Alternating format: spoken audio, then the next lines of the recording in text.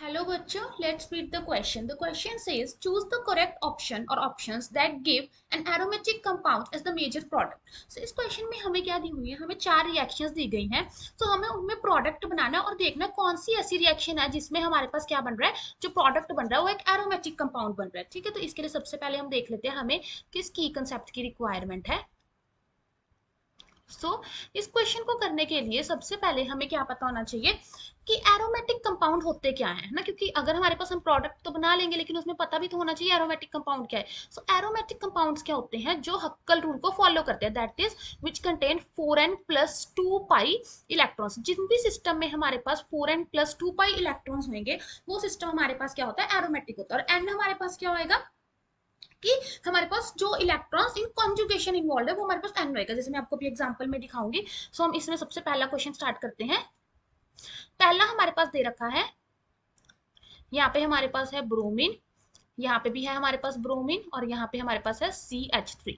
और इसकी इन्होंने रिएक्शन करवाई है, सबसे पहले करवाई है एल्कोहलिक KOH और NaNH2 के साथ. ठीक है, जब भी हमें ये कॉम्बिनेशन दे रखा होता है अल्कोहलिक KOH और NaNH2 और हमारे पास इस तरह से विसिनल डाइब्रोमाइड है, विसिनल में जो 1 2 कार्बन पे Br होते हैं, तो इसमें हमारे पास क्या बनती है, एक एल्काइन बनती है. ठीक है, और यहाँ पे क्या आ जाएगा CH3.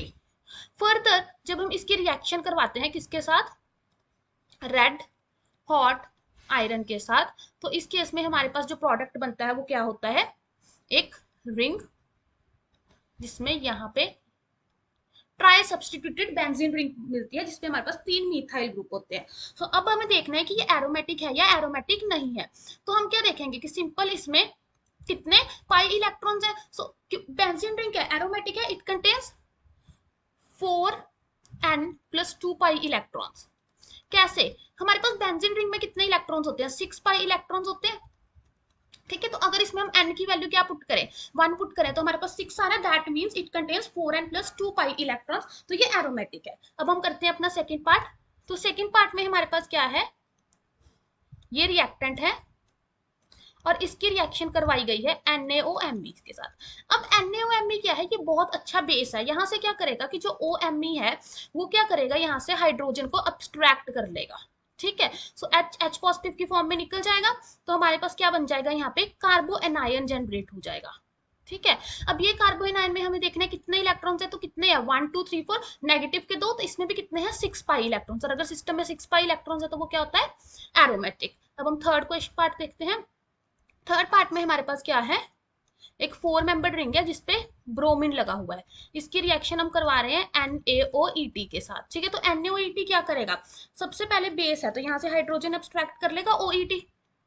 जैसे ही हाइड्रोजन अब्स्ट्रैक्ट करेगा तो यहाँ पे क्या कार्बो एनायन हो जाएगा, ये हाइड्रोजन के इलेक्ट्रॉन इधर शिफ्ट हो जाएंगे और ब्रोमीन यहाँ से लीव कर जाएगा. तो क्या प्रोडक्ट बनेगा, इस तरह का. तो अगर इसमें हम देखें कितने पाई इलेक्ट्रॉन्स हैं, 4 पाई इलेक्ट्रॉन्स. और 4 पाई इलेक्ट्रॉन्स कभी भी एरोमेटिक नहीं होते. 4 पाई इलेक्ट्रॉन्स क्या है, एंटी एरोमेटिक सिस्टम हमारे पास गिवन है. ठीक है, अब हम अपना नेक्स्ट पार्ट करते हैं.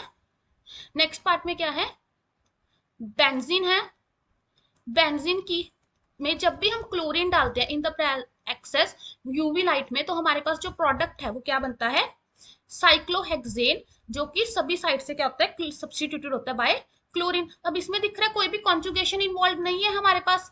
ठीक है, तो कॉन्जुगेशन जो एरोमेटिसिटी के लिए है वो सबसे ज्यादा इंपॉर्टेंट चीज है. तो इस केस में हमारे पास कॉन्जुगेशन ही नहीं है. ठीक है, तो ये हमारे पास एरोमेटिक नहीं होगा. तो हमारे पास टोटल अगर हम पूछे कितने एरोमेटिक है, सो ए और बी का जो प्रोडक्ट है वो हमारे पास क्या है, एरोमेटिक है, और सी और डी का नहीं है. Hope you find the answer. Best of luck.